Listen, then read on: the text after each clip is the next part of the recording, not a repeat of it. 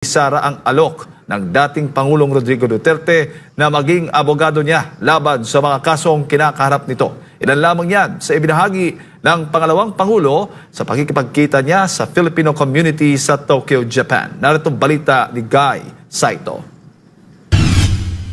Nakipagkita kamakailan si Vice President Sara Duterte sa mga OFW sa Japan. Iba't ibang isyu ang tinalakay ni VP Sara, kabilang na ang posibilidad ng kanyang pagtakbo sa 2028 presidential elections. May pagkamustahan si Vice President Sara Duterte sa mga Pilipino sa isang meet and greet activity sa Ginza, Tokyo, Japan nitong linggo.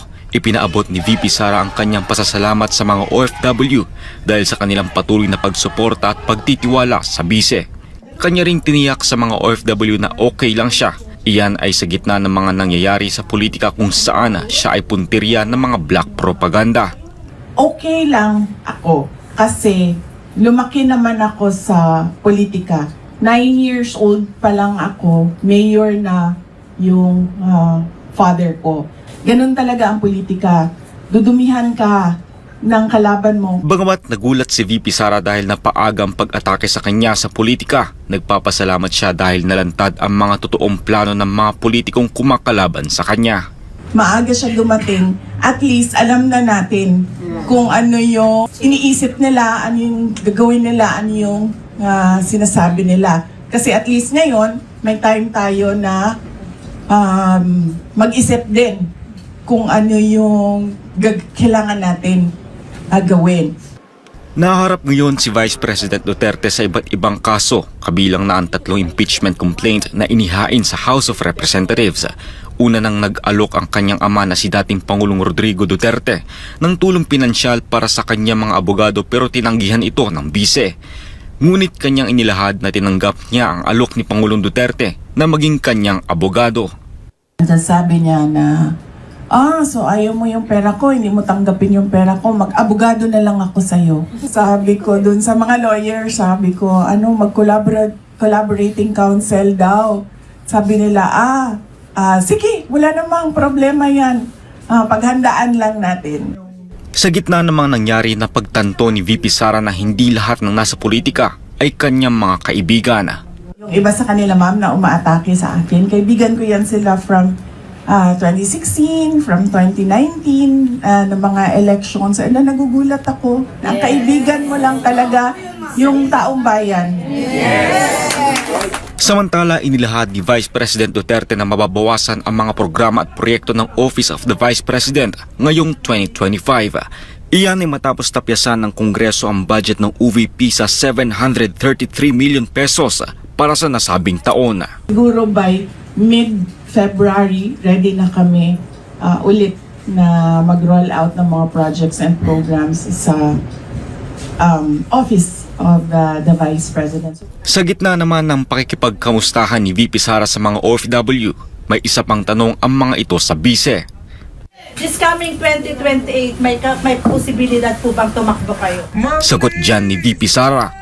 Seriously considering, ma'am.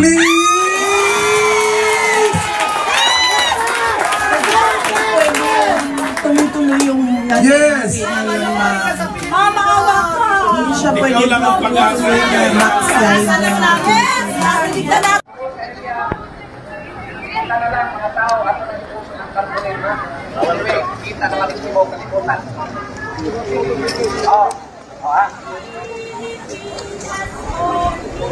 I love you, VP Sara!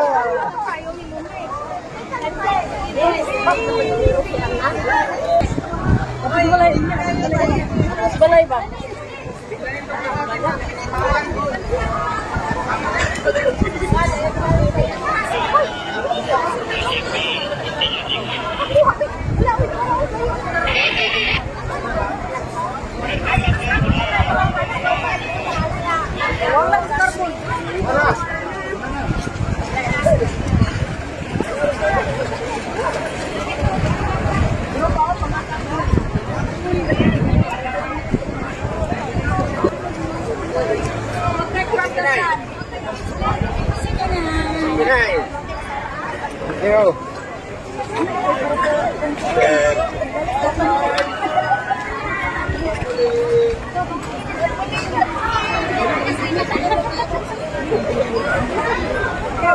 Ayon po sa napagdesisyonan sa mga nakaraang mga araw, na ngayong araw na ito ay makasaysayan dito sa Davao City at sa buong Pilipinas at lalo na sa buong mundo. Dahil po itong araw na ito ay araw ng pagdadasal, no? Pinagdasal namin ang buong Pilipinas ng ating Vice Presidente, hindi matuluyan na gurgurin nila at saka ialis nila sa pwesto bilang Vice Presidente sa Pilipinas. Na gusto namin ng tunay na kapayapaan at kaunlaran batay po sa hustisya. Kung walang hustisya, hindi na tayo mag-expect na may kapayapaan. Yun po ang isang kadahilanan kung bakit tayo ay naririto, nakipag-ugnayan tayo sa Iglesia ni Cristo sa kanilang National Rally for Peace. Ang ginawa natin, Walk for Peace, Walk for Sara, para po i-remind natin ang gobernong ito na tayong lahat, iilan tayo sa 32 milyon na sumusuporta ni Vice Presidente sa nakaraang eleksyon. At ngayon, nandirito pa rin, we stand up for truth and justice.